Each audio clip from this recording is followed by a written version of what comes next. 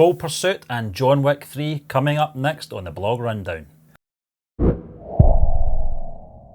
And we're going to kick off the show, John, with a review that came in from DM Anderson. Yes. And it's 2019's Cold Pursuit. We briefly spoke about this on Box Office Chat back in the day, John. We did. I say back in the day, it was maybe about a month or two ago.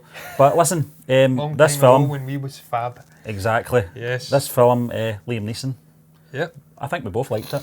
We did. Yeah, we Yep. both went to see it together, Stephen. Yeah. If I recall correctly. Maybe I'm having... Oh, we did. Sort of Yeah, we did. Yeah, because I'm Yeah. kind of suffering from a head cold just now, so things are blending into A little bit reality, hazy. yeah. Yeah. All things are getting a little bit strange. But yeah, I really enjoyed it, Stephen. From what I can recall of it, it was, as you did say, a couple of months ago. But classic Liam Neeson revenge flick, really. He's not playing the traditional sort of a character that he would normally play, though. I forget the character Brian Mills, yeah. from Taken, yeah. This, as Dave does say as well, he touches upon it in his review, it's more of a traditional sort of a guy. He's just a guy that's out for revenge. He's an average chap. Yeah. His son gets murdered and they cover it up. This nefarious sort of a drug lord covers it up, basically says that he's had a drug overdose. Liam Neeson's character, I believe it is, I'm trying to find it, I think it may be Nels Coxman. That's it, yeah. He goes and visits his son's corpse in obviously the mortuary, or the morgue. Yeah. Knows there's something not right, and that sets him off on a sort of a ravenous, murderous journey, trying to avenge the death of his son. But he's absolutely right, Dave. It's not your traditional Liam Neeson sort of a revenge flick. It's not like Taken. This guy's a trained sort of assassin, handy with guns. He's just an average guy with a grudge to bear, and he goes out and uses his fists and just anything else he can get his hands on. Beautifully shot movie, Stephen. Really enjoyed it. I liked the violence. And he is right as well, Stephen, what he says further down in his review, that it's a sort of a dark comedy. There's whole things going on in this movie, though, which we'll touch upon. This is the thing, John. It is a 2014 remake. I think it was a Norwegian film that came out. The dark humour is what reminded me that this could easily have been a Coen Brothers film. Yeah. It's segmented as well, but mostly for the dark humour. You do mention, obviously, the character Brian Mills from the Taken series. Yeah. The only comparisons is there's revenge on the table. This character, Nels Coxman, is not calculated in any way. He's just a brute of a man with an agenda. I thoroughly enjoyed this film, John. I know that it didn't really go down too well with all the sort of baggage that came along with this film's release. You mentioned obviously the budget and the box office for this, which was... Yeah, I think it had a $60 million, 62 or something $million budget. It only grossed $72 million worldwide, so it barely, I'm not even going to say it barely made a profit. It did not make a profit. It made it was a loss, it was a flop. Yeah. But Stephen, that was down to a whole array of different things, really. It was obviously the controversy, I always want to say controversy, but that's not right, controversy, which obviously rose up out of that press junket that Liam Neeson did prior to the movie's release, where he admitted that he had revenge within him. He felt that anger, that desire to go out and maim somebody, and obviously in this case he was talking about anybody that was a person of colour. Essentially, I think it was back in Belfast back in the day.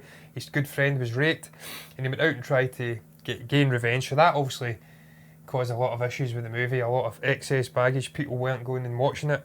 And that's also led to it. Another thing I think was just the fact that some of the more liberal-minded critics, and let's be honest, 90% of the critics that do movie critiquing are of liberal persuasion. They weren't very happy with the violence and the use of guns in the movie. We've seen that previously with obviously Death Wish. I think Peppermint too fell afoul of this sort of a thing. So, but it didn't do too badly on Rotten Tomatoes. Actually, for it done worse, Stephen, I went on and had a look. 69% from the critics. A lot less from the audience, bizarrely 54%. But Stephen, as I did say, a great review as ever. I really liked his title, A Ploughman's Revenge, because that's what it is. Exactly. He says he's just a grieving, angry snowplough driver. What did you think of Tom Bateman's Trevor Kilcott as as the antagonist, John? Well, Stephen, that was my one gripe with the movie. I felt he was a unworthy antagonist for Liam Neeson's character, Coxman. Yeah. Just a whimpering little git. He was meant to be, he was psychotic, there's no doubt about it. He had no emotion whatsoever. He would take people out without even thinking about it. But there's one moment where his wife comes in and he admits to her that he's lost his son, I think. He's been taken away. I think it's Coxman that takes his son. And she grabs him by the balls yeah. and makes him look like a complete fool. So that just takes all the edge off of this psychotic antagonist right away. Julia I never Jones, really I felt think he that was was. I never felt he was a threat to Liam Neeson's character. So it was disappointing. Laura Dern was in there as well, but very briefly, Dern, John. She was, I think she played the wife of Liam Neeson, I think, you know, for someone of acting calibre, I thought she was very underutilised. Overall, though, John, I liked the film. Dave actually says at the end of his review, I don't want to skim by the rest of it at the moment, but something that did cross my mind when the film's released was that I do fancy getting this on Blu-ray when it does come out. Oh, I think it might have a decent, reception on that format, more so than it did on its cinematic release. It's certainly got a lot of rewatchability, Stephen. It's I think so. A movie you can go back and watch is. again and again. It's a very enjoyable story. As he did say, it's littered with black comedy, lots of great violence and fighting moments. I recall there was a moment where he had a punch-up. He beat the living shit out of a guy on his snowplough, the actual plough. And then he was so tired, I think he just picked up a shotgun and shot him in the head. So that was great. Classic Liam Neeson, really. And as you did say, Stephen, what a figure of a man he is. He's a big 6'5", 6'6", towering figure, and he really does use it to great effect. Although, as you come into the end, I think there's a little bit of a bond, if I recall correctly, with him and the drug lord's son.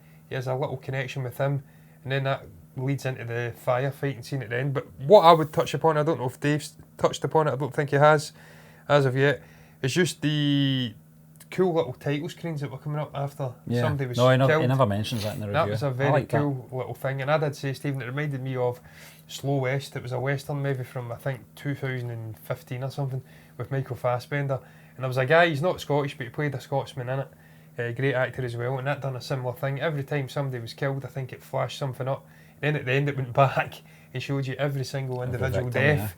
So this was similar. It done a cool thing. It brought their faith up, what their name was and how they died, or when they died and what their age was. So very cool. And we get that at the end. Another example of the black comedy at the end, when he's driving through and somebody accidentally is killed and it flashes up on the screen. So that's right. I really enjoyed it. I liked the violence. I liked the great revenge story. I've said time and again, big fan of revenge movies. And I thought this was a beautifully shot little, great setting as well. Never really touched upon the cinematography, but a beautifully shot movie, and I completely agree with Dave's take on the movie. I wasn't aware of Hans Peter Molland either. Certainly a guy I'd be watching in the future though, if this is what we're looking forward to. Yeah, exactly, John. It was a very good film and a very good review from DM.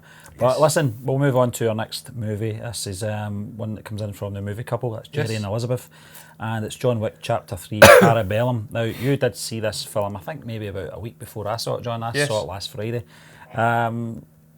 Read the review. I think, more or less, both of them did enjoy it. The gist of the review is giving it, I think, just above average, basically. In comparison to the other two films, that is. I do disagree with that. I got a different experience out of it. And I got a different experience than you did, John. Because I said it was probably more on par with the second movie. The first one's still my favourite, but I couldn't really see any difference in quality between the second and third film. Jerry and Elizabeth do mention and make some great points in regards to the very name John Wick, which I actually didn't really pick up until I read this review. Strikes fear in a man's heart. Yeah, I think that was the gist of the character, that he was this kind of a Kaiser Soze figure. In the first movie, the very mention of his name would silence a room, just with the fear. By the time we get to Chapter 3, all that fear seems to have gone. But we did talk about it, John. When there is a bounty on someone, $14 million was it? And it was rising. The perception in that character changes. If there's money involved. So. Yeah, and you know what it's like, Stephen. Horde mentality. When people are in groups, it breeds confidence, which you shouldn't have. So they feel like because they're well mobilised, and there's 3, 4, 5, 6 of them, that they can outdo the one guy. But they find time and again in this movie that quantity over quality is not something that is true. It's not true. Quality always super exceeds quantity. Listen, and this man is quantity and quality. He can take you out with a book. So he can. We have to touch upon that great opening sequence, Stephen. He's in the rain with his dog. He sends it off to the Continental. He goes to the library, retrieves a book which has obviously got some personal things in there, possessions, which is going to give him the chance to perhaps escape off into the sun. And then this big, brooding, towering giant, I think he's an MBE player for, I can't recall the team, it doesn't matter. Yeah. But he's a big 7'2" guy, he takes him on, and he kills him with a book.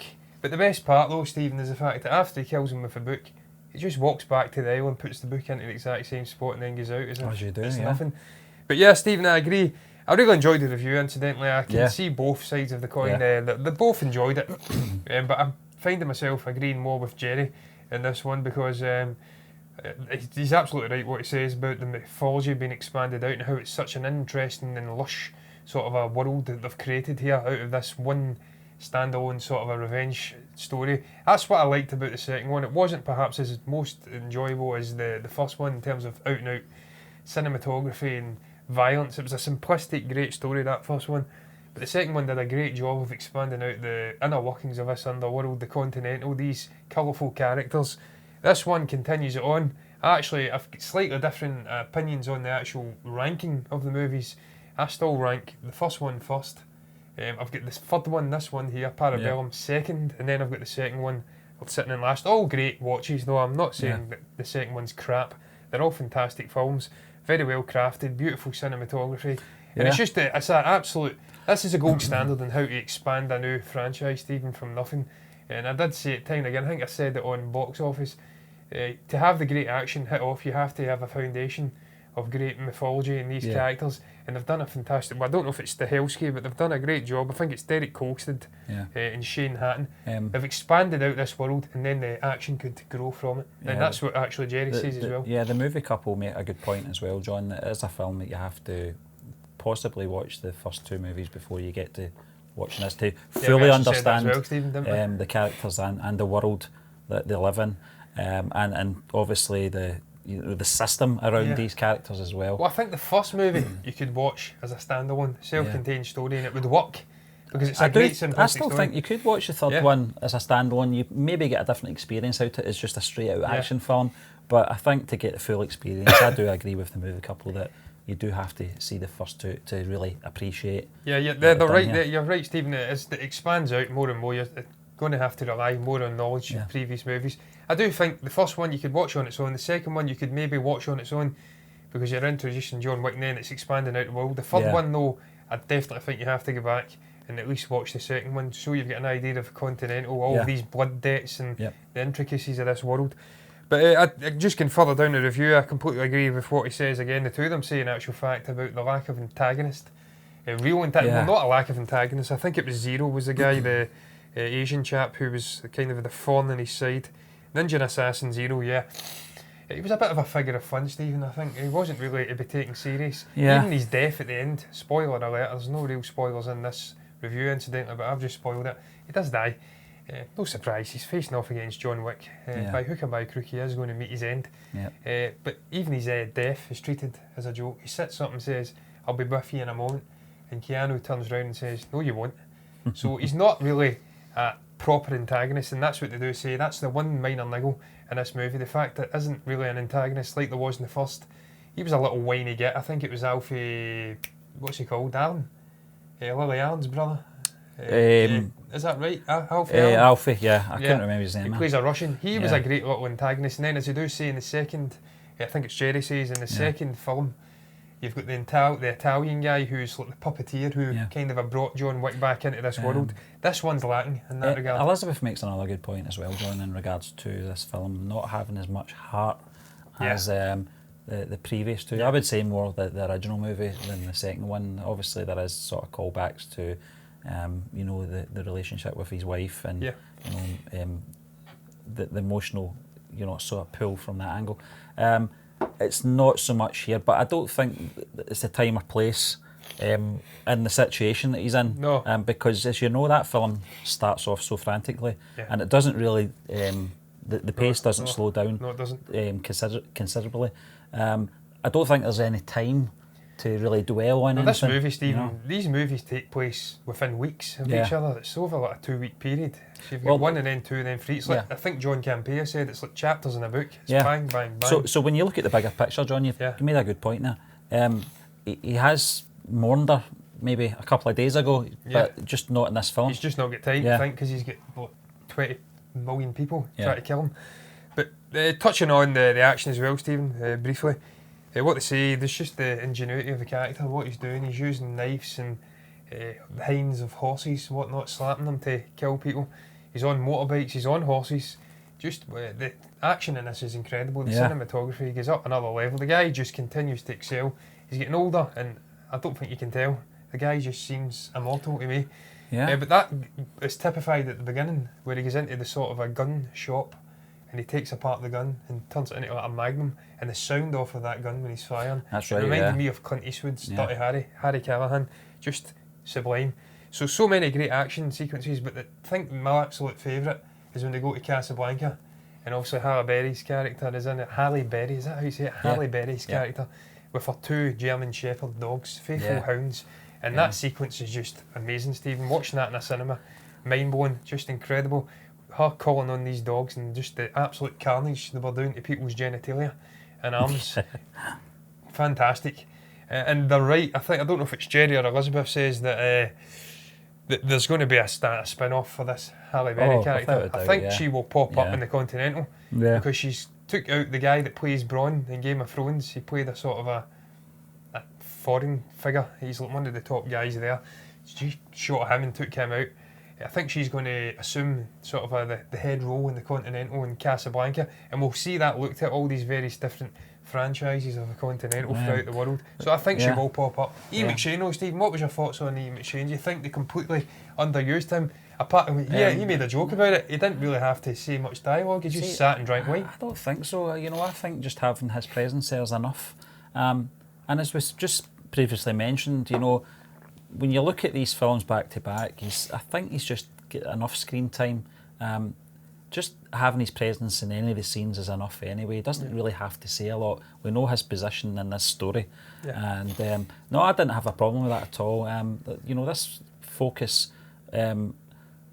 was mostly on, obviously, John Wick, but we were having this expanded universe of expanded world, I should say, of these new characters coming into it as well, which we had to give time to as well. I was actually just reading that part of the review in regards to the school bus, John, with the children passing by. I was going to touch upon that as well, Stephen, the comedy. No, that's what I was going to talk about. The comedy was just right. It was. That comedy from the scene with the surgeon, was it a surgeon? Right at the beginning? He was the doctor, and he had to... 2 seconds left. He had to shoot him. And, Yeah. precise points, and he didn't hesitate, and it was, bang on. Make sure you miss the collarbone, bang. It was just so get funny. To finish his line, make sure you miss the rib or something, bang. So many moments have come in there, Stephen. As you did say, the moment with him and Zero, Wick and Zero, in the train station, I think it was. The kids going along, you did mention it was like the Kill Bill scene. Yeah, it was like fighting, the young daughter comes in. Yeah, and they sit down for coffee, and then they continue the fight. Then they continue on. That's what it's like. It shows you the respect they have in this world. There's unwritten gentleman sort of laws there, but just the great utilisation of the humour. We see it at the end, as I did say, with the 2 underlings of Zero talking in sort of a Japanese, I think it was. Or I don't know if it was Japanese or... what was the other bloody language called? The Chinese language, Mandarin, Mandarin. Yeah. I've not got a clue. But they're basically saying he's old, he's done, he's not as quick as he used to be. And then he has that moment with them, he's taking them out and he comes back on and obviously incapacitates them, then moves up a level. That was all very Game of Death, Bruce Lee as well, Stephen. I loved that sequence at the end. With the mirrors as well. It was like Enter the Dragon too. Strange effects. Paying homage. Lots of homage being paid. But great humour in there. There's another moment with great humour where obviously the forces of the undertable, is it the undertable? The something table? It's not undertable, the table in it, the high table I think it was. Where their forces are coming into the Continental. Just some great utilisation of comedy in there as well. The dog sitting with Ian McShane's Winston, I think it is, in the sort of a big, what the hell would you call it? The big safe room where they're locking the door. They're coming in to get more armour and guns, and he's just sitting, sipping wine, and he's on the phone. He's putting the phone down on the adjudicator and things like that. Yeah. So many great utilisation moments of comedy and whatnot, mixed in with the sheer violence, the great cinematography. Just such an incredibly thinged out world. I don't even know what you'd call it. Expanded out world. Expanded, yeah. Not even mentioned Lawrence Fishburne's character. I still don't know. No. Was it the Bow the King? Was I right? Because I mind I absolutely destroyed it. I said something about Morpheus. The breakdown. Because these 2 guys are together. he has great humour as well. Yeah. There's a moment where he sort of laughs at the adjudicator. Yeah. So there's so many great moments in there. It was one of I the could speak things. about it forever. One of the things that I did enjoy about the film was the expanding characters, but it was also good to give enough time to the characters that we all know and love from the previous 2 chapters as well, John. Yep. Personally, I did enjoy the film. It's certainly going to be one that I add to my collection. I've already got chapter 1 and 2 on Blu-ray. Certainly will be getting this one when it finally comes out. Probably around about Christmas time this will come out on Blu-ray, just to add to the collection. But the movie couple do end the review saying that this opens up the possibility for part 4, or chapter 4, I should say. And it has. I think it was the end of last week it was announced, John. But even before that news hit, just seen the film last Friday, I knew we were in store for another chapter of this, and obviously this television series as well. Yeah, cannot wait to see it. So it's all good. Yeah, Stephen, I've not got much more to add. I just cannot wait to see the further expanding out of these characters. Get back into John Wick and see what the hell he's getting up to next. See this Continental with Winston and all the other colourful characters around the world. Cannot wait. I love the universe they've brought out. Really love the violence and the cinematography and just the blood, sweat and tears that Keanu puts into it. He's really synonymous. I was about to say anonymous, that would be right. Synonymous with this character now. He's kind of thrown off the shackles of Neo and he's now John Wick for me. It's the talents and of a man, Ted and Bill and Ted. Yeah. So this is a guy that's he's got out of the typecasting time and again. He knows how to step into the more memorable roles, which everybody loves. Yeah, but listen, that just brings us to the end of this week's blog rundown. We'd just like to thank you once again for joining us, and we will be back again tomorrow with the Force Friday show.